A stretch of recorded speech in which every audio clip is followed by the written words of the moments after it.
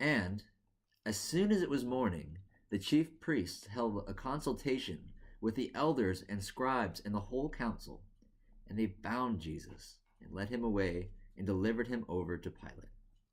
And Pilate asked him, "Are you the king of the Jews?"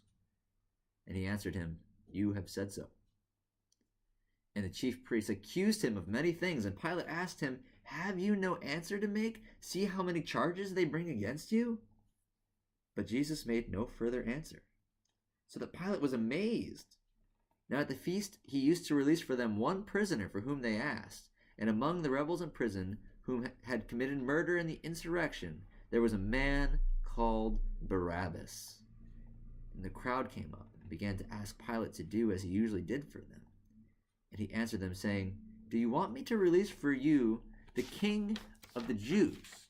For he perceived that it was out of envy that the chief priests had delivered him up, but the chief priests had already stirred up the crowd to have him release for them Barabbas instead.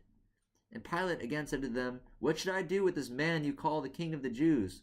And they cried out, "Crucify him!" And Pilate said to them, "Why? What evil has he done?" But they only shouted all the more, "Crucify him!" So Pilate, wishing to satisfy the crowd, released for them Barabbas. And having scourged Jesus, he delivered him over to be crucified. The soldiers led him away inside the governor's headquarters, the palace, and they called together the whole battalion, and they clothed him in a purple cloak, and twisting together a crown of thorns, they put it on him. And they began to salute him, "Hail, King of the Jews!" And they were striking his head with a reed and spitting on him and kneeling down in homage to him. And when they had mocked him and stripped him of the purple cloak that they put on him, they put on his own clothes and led him away to be crucified.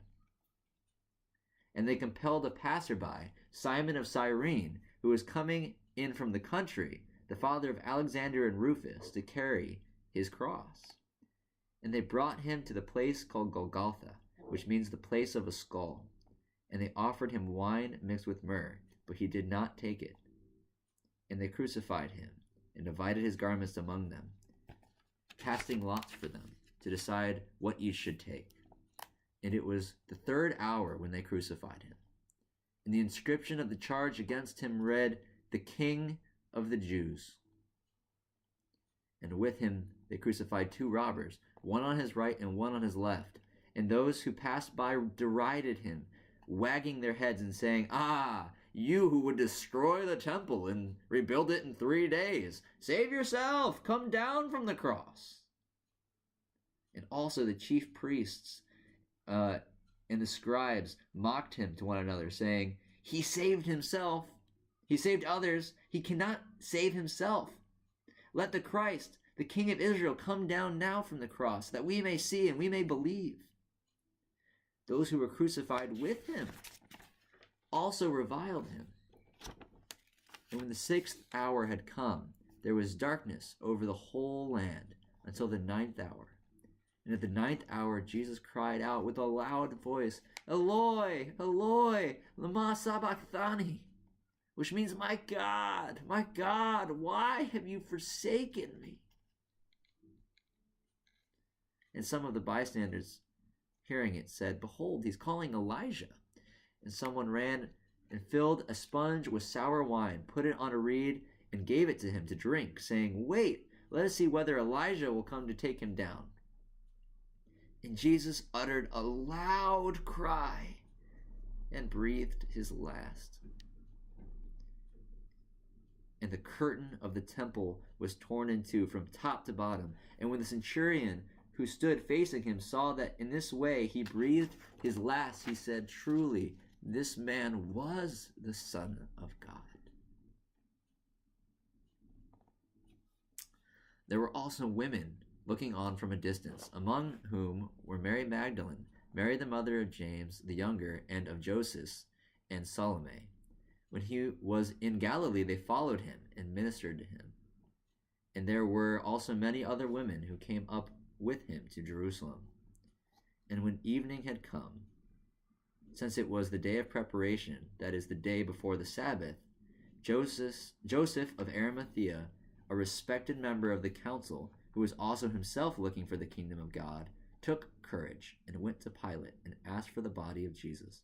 Pilate was surprised to hear that he should have already died. And summoning the centurion, he asked him whether he was already dead. And when he learned from the centurion that he was dead, he granted the corpse to Joseph. And Joseph bought a linen shroud, and taking him down, wrapped him in the linen shroud, and laid him in a tomb that had been cut out of the rock. And he rolled the stone against the tomb and the entrance of the tomb. Mary Magdalene and Mary, the mother of Joseph, saw where he was laid. This is Mark's rendition of the crucifixion. Some important differences here, but also a lot of similarities between Matthew and Mark in what's happening here. Some of the occurrences seem a little bit shorter in general. Matthew's adding a little bit more detail, but Mark is a little bit more direct. But yet again, there's a long silence of Jesus between talking to Pilate and his cry out on the cross here. Jesus is going to talk a little bit more in Luke and John, but for both Matthew and Mark, there's this long silence as Jesus is condemned to die, and so when he finally cries out, "My God, why have you forsaken me?" And when so many other people are talking, when so many other people are ridiculing him, he is just silent in the face of all of that.